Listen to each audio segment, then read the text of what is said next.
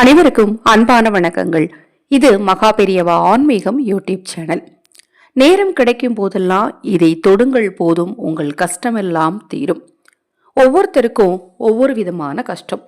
கஷ்டங்கள் தீர்வதற்கு தான் வழிபாடுகளும் பூஜைகளும் நாம தொடர்ந்து செய்துட்டு இருக்கிறோம். இந்த கஷ்டங்கள் தீர்வதற்கு நிறைய சூட்சமங்களும் இருக்கு. இப்ப வழிபாடு எல்லாம் இப்போ இன்றைக்கி உதாரணத்துக்கு இன்றைக்கி பஞ்சமி திதி, இன்றைக்கி செய்ய வேண்டிய வழிபாடு தீப வழிபாடு செய்யணும், கோயிலுக்கு போகணும், அம்பாளுக்கு குங்குமம் வாங்கி கொடுக்கணும், அம்பாள் கோயிலுக்கு போய் தேங்காய் தீபம் ஏற்றணும். இதெல்லாம் செய்ய முடியுமா அப்படின்னா ஒரு சிலரால் இதில் ஒரு சில விஷயங்கள் மட்டும்தான் செய்ய முடியும். நாளைய தினம் சஷ்டி திதி, முருகன் வழிபாடு செய்யணும், முருகனுக்கு விரதம் இருக்கணும் அப்படின்னா அதை ஒரு சிலரால் எல்லா விஷயமும் ஒரு நாளில் பார்த்திங்கன்னா நிறைய நேரங்கள் இருக்கும். அதாவது இந்த நேரங்களில் வழிபாடு செய்யணும், இந்த மந்திரங்களை சொல்லணும் அப்படின்னு சொல்லி நிறைய விஷயங்கள் இருக்கும். இதையெல்லாம் தொடர்ந்து செய்ய முடியாதவர்கள், சூழ்நிலை நிமித்தமாக தொடர்ந்து செய்ய முடியாதவங்க சில சில சூட்சமங்களை மட்டுமாவது தொடர்ந்து கடைபிடிங்க. இப்போ நான் சொல்லக்கூடிய இந்த சூட்சமம் பார்த்தீங்கன்னா குலதெய்வ வசியத்தை ஏற்படுத்தி கொடுக்கக்கூடிய ஒரு அற்புதமான சூட்சமம். இதை நீங்கள் செய்வதனால் உங்கள் தீராத கஷ்டங்கள், மனக்குழப்பங்கள் நிச்சயமாக தீரும். எத்தனை தெய்வத்தின் அருள் இருந்தாலும் குலதெய்வத்தின் அருள் இருந்தாதான் நல்லது நடக்கும். ஏன்னா குலம் காக்கும் தெய்வம் குலதெய்வம். குலதெய்வத்தோட அருளும் அனுக்கிரகமும் தேவை அப்படிங்கிறவங்க தவறாமல் இந்த விஷயத்தை செய்யாத மாதிரி வீட்டுடைய ஒவ்வொரு இடங்களில் குறிப்பிட்ட இப்போ நம்ம பூஜை அறைன்னு ஒன்று வச்சுருப்போம், அங்கே தான் விளக்கேற்றுவோம், அங்கே தான் உட்காந்து மந்திரம் சொல்லுவோம். சிலர் வீட்டில் பார்த்தீங்கன்னா அது கபோர்டு மாதிரி வடிவம் பண்ணியிருப்பாங்க. சிலர் வீட்டில் சின்னதாக மாடை மாதிரி கட்டியிருப்பாங்க.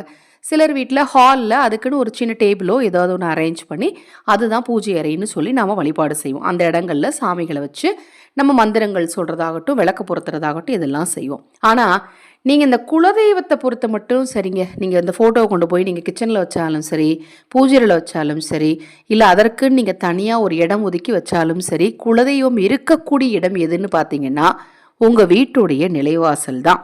நீங்கள் எந்த இடத்துல எவ்வளோ பெரிய யாகம், எவ்வளோ பெரிய பூஜை செய்து அந்த இடத்துக்கு எவ்வளோ பெரிய சக்தி இருந்தாலும் குலதெய்வத்தின் சக்தி இருக்கக்கூடிய இடம் நிலைவாசல் தான். அதனால தான் ஒவ்வொரு பதிவுலையும் சொல்லிட்டு இருக்கிறேன், நிலைவாசலை சுத்தமாக வச்சுக்கோங்க. நிலைவாசல்கிட்ட செருப்பு, தூசி, குப்பை இதையெல்லாம் போடாதீங்க. அது மாதிரி நிலைவாசல்கிட்ட தேவையில்லாத பயம்பொறுத்துகிற மாதிரி படங்கள், பயம்பொறுத்துகிற மாதிரி விஷயங்கள் எல்லாம் வைக்காதீங்க. நிலைவாசலை மங்களகரமாக வச்சுக்கோங்க. எப்போவுமே நிலைவாசல் மஞ்சள் குங்குமம் பொட்டு வச்சு, விளக்கு வச்சு, எதுவுமே செய்ய முடியல சுத்தபத்தமாவது வச்சுக்கோங்க. அந்த இடத்துல தூசி அண்டாமல் சுத்தபத்தமாவது வச்சுக்கோங்க. நீங்கள் வீட்டை விட்டு வெளியில் போகும்போதும் சரி, வீட்டுக்குள்ளே வரும்போதும் சரி, உங்களுக்கு ஒரு நல்ல ப்ரொடெக்ஷன் என்னது அப்படின்னு பார்த்தீங்கன்னா குலதெய்வம் தான். அந்த குலதெய்வம் உங்கள் கூடவே இருக்கணும், உங்கள் கூடவே வரணும் அப்படின்னா அந்த நிலைவாசலை தொட்டு கும்பிட்டுட்டு போங்க. வீட்டுக்குள்ளே வரும்போது நிலைவாசலை தொட்டு கும்பிடுங்க. வீட்டிலேருந்து வெளியில் போகும்போது நிலைவாசலை தொட்டு கும்பிடுங்க. இது ஒன்றும் ரொம்ப கஷ்டமான விஷயமெல்லாம் கிடையாது.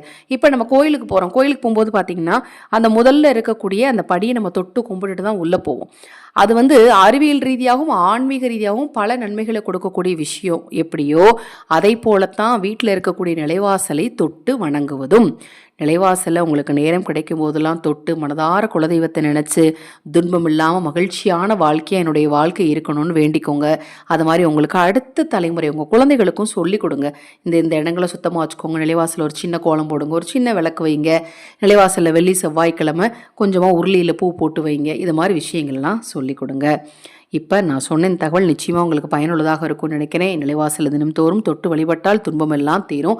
நம்ம சேனலில் நான் போடக்கூடிய பதிவுகளில் உங்களுக்கு சந்தேகம் இருந்தாலும், தை அமாவாசை நாளில் ஆதரவற்றவர்களுக்கு உணவளிக்க விரும்பினாலும், உங்கள் தனிப்பட்ட பிரச்சனைகள் எதுவாக இருந்தாலும் சரி, அந்த பிரச்சனைகளுக்கு ஏற்ற பரிகாரங்கள் செய்து கொள்ள விரும்பினாலும் 9344692042 இந்த வாட்ஸ்அப் எண்ணுக்கு தொடர்பு கொள்ளுங்கள். மகா பெரியவா அருளால் நல்லதே நடக்கட்டும்.